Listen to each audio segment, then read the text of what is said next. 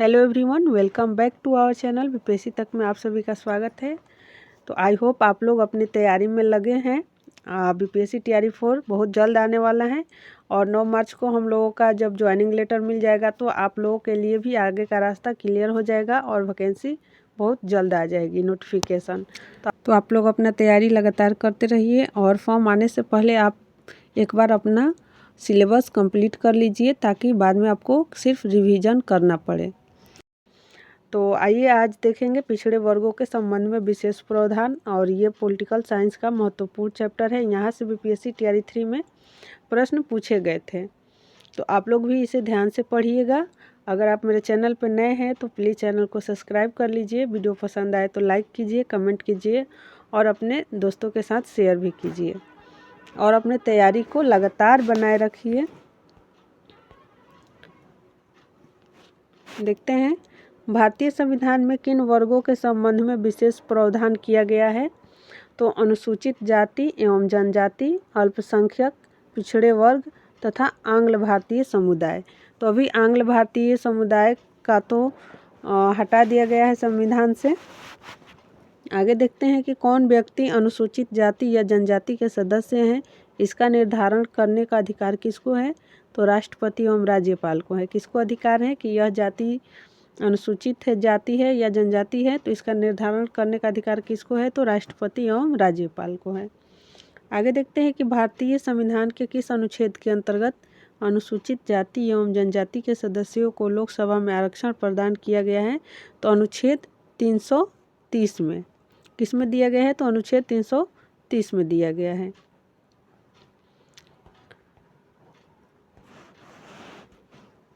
आगे देखते हैं कि भारतीय संविधान के किस अनुच्छेद के अंतर्गत अनुसूचित जाति एवं जनजातियों के सदस्यों के लिए विधानसभाओं में सीटें आरक्षित प्रदान की गई है। ये लोकसभा में दिया गया है और ये विधानसभा में। तो विधानसभा में कितने अनुच्छेद में दिया गया है। तो अनुच्छेद 332 में। याद रखेंगे, अनुच्छेद 332 में।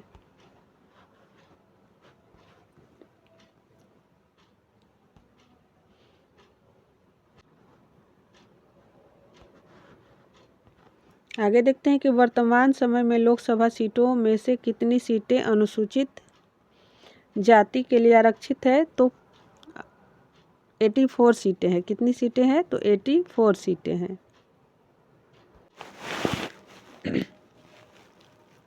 नेक्स्ट देखते हैं कि वर्तमान समय में लोकसभा सीटों में से कितनी सीटें अनुसूचित जाति के लिए आरक्षित किया गया है।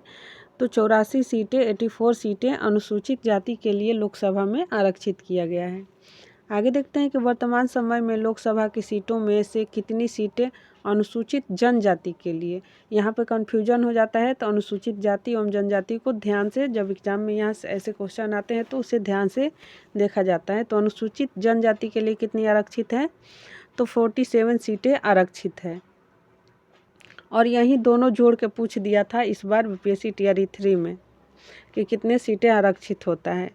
आगे देखते हैं कि राज्य विधानसभाओं में कुल 4091 स्थानों में से कितने स्थान अनुसूचित जातियों एवं जनजातियों के लिए आरक्षित है। तो 1080। कितने स्थान है। तो 1080। आगे देखते हैं कि संविधान के किस संशोधन द्वारा अनुच्छेद 338 में संशोधन करके अनुसूचित जाति तथा जनजाति आयोग के गठन के संबंध में प्रावधान किया गया। तो 65वें संविधान संशोधन के द्वारा किया गया।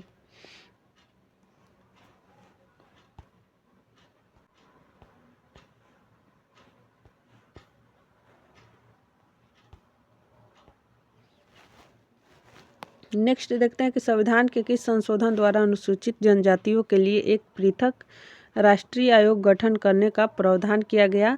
तो 89वां संविधान संशोधन के द्वारा किया गया। आगे देखते हैं कि मूल संविधान में संसद एवं विधान मंडल में अनुसूचित जाति और जनजाति के आरक्षण के लिए निर्धारित 10 वर्ष को बढ़ाकर अब कितने वर्षों के लिए विस्तारित किया गया है। तो पहले 10 वर्ष था और अब कितना वर्ष कर दिया गया है। तो 50 वर्ष कर दिया गया है। आगे देखते हैं कि प्रत्येक राज्य में अनुसूचित जाति और जनजातियों की सूची तैयार कौन करता है। तो प्रत्येक राज्य के राज्यपाल की सलाह से राष्ट्रपति। तो प्रत्येक राज्य के राज्यपाल की सलाह से राष्ट्रपति अनुसूचित जाति और जनजातियों की सूची को तैयार करता है। आगे देखते हैं कि भारतीय संविधान के किस भाग में अल्पसंख्यकों के लिए विशेष प्रावधान किया गया है। तो भाग 3 में। किस में किया गया है? तो भाग 3 में किया गया है। याद रखेंगे, भारतीय संविधान के किस भाग में अल्पसंख्यकों के लिए विशेष प्रावधान किया गया है। तो भाग 3 में। नेक्स्ट देखेंगे कि भारतीय संविधान में अल्पसंख्यकों को मान्यता किस आधार पर दी गई।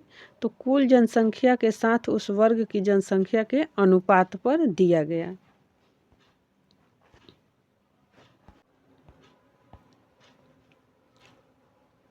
आगे देखते हैं कि भारतीय संविधान के किस अनुच्छेद के अंतर्गत राष्ट्रपति लोकसभा में आंग्ल भारतीय समुदाय के 2 व्यक्तियों को सदस्यता के लिए नामांकित कर सकता है। तो ये अनुच्छेद 331 के तहत। भारतीय संविधान के किस अनुच्छेद के अंतर्गत राज्यपाल राज्य विधान में आंग्ल भारतीय समुदाय के एक व्यक्ति को सदस्यता के लिए नामांकित कर सकता है। तो अनुच्छेद 333 के तहत। लेकिन अब संविधान संशोधन करके जो आंग्ल भारतीय समुदाय के 2 व्यक्तियों को मनोनीत करते थे राष्ट्रपति, उसको अब हटा दिया गया है। अगला देखते हैं कि पिछड़ा वर्ग आयोग का गठन कौन करता है। तो पिछड़ा वर्ग आयोग का गठन राष्ट्रपति के द्वारा किया जाता है। नेक्स्ट देखते हैं कि अब तक कितने पिछड़े वर्ग आयोग की गठन किया जा चुका है। तो 2 किया जा चुका है। और यहीं से क्वेश्चन आया था और मैं भी कंफ्यूज हो गई थी। मेरा भी वो क्वेश्चन गलत हो गया था कंफ्यूजन में।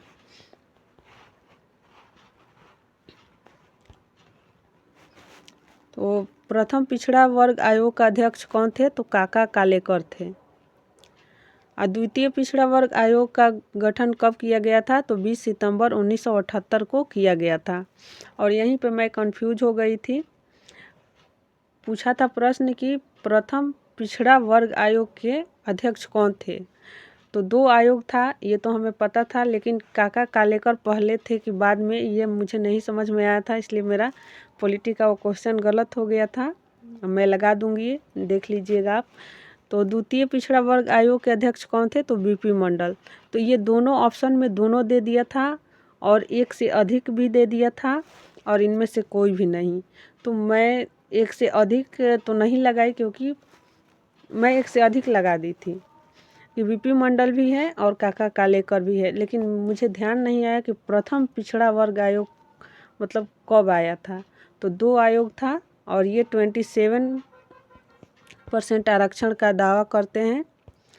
तो ये बीपी मंडल के द्वारा 27% आरक्षण पिछड़े वर्ग के लिए किया गया था। तो यहीं से क्वेश्चन गलत हो गया था। और देखिए यहाँ पे ये दिया है ऑनलाइनर के फॉर्म में, तो आप लोग ध्यान से पढ़िए। आगे भी पूछा जा सकता है। इस बार प्रथम पूछा था, तो द्वितीय भी पूछा जा सकता है कि द्वितीय पिछड़ा वर्ग आयोग के अध्यक्ष कौन थे। तो बीपी मंडल थे। और प्रथम पिछड़ा वर्ग आयोग के अध्यक्ष कौन थे। तो काका कालेकर थे। और प्रथम पिछड़ा वर्ग आयोग का गठन कब किया गया था, ये भी पूछा जा सकता है। तो 1955 ईस्वी में।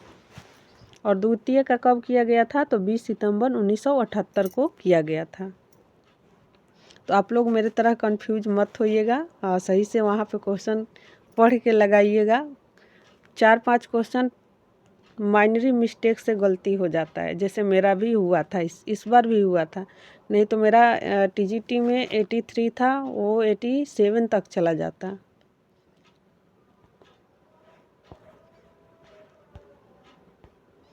नेक्स्ट देखते हैं कि मंडल कमीशन ने पिछड़े वर्ग के लिए कितना प्रतिशत आरक्षण दिया था। तो 27%। कितना परसेंट। तो 27%। आगे देखते हैं कि राष्ट्रीय पिछड़ा वर्ग आयोग की स्थापना कब हुई थी। तो राष्ट्रीय पिछड़ा वर्ग आयोग की स्थापना 1993 ईस्वी में हुई थी। नेक्स्ट देखते हैं कि क्रीमी लेयर का अर्थ है। तो आर्थिक स्तर के आधार पर वर्गीकरण। क्रीमी लेयर बनता है तो आर्थिक स्तर के आधार पर वर्गीकरण। तो कैसा लगा आज का ये सेशन। अगर सेशन अच्छा लगा हो तो प्लीज़ लाइक कीजिएगा, कमेंट कीजिएगा और मेरे चैनल को सब्सक्राइब ज़रूर कीजिएगा। Thanks for watching.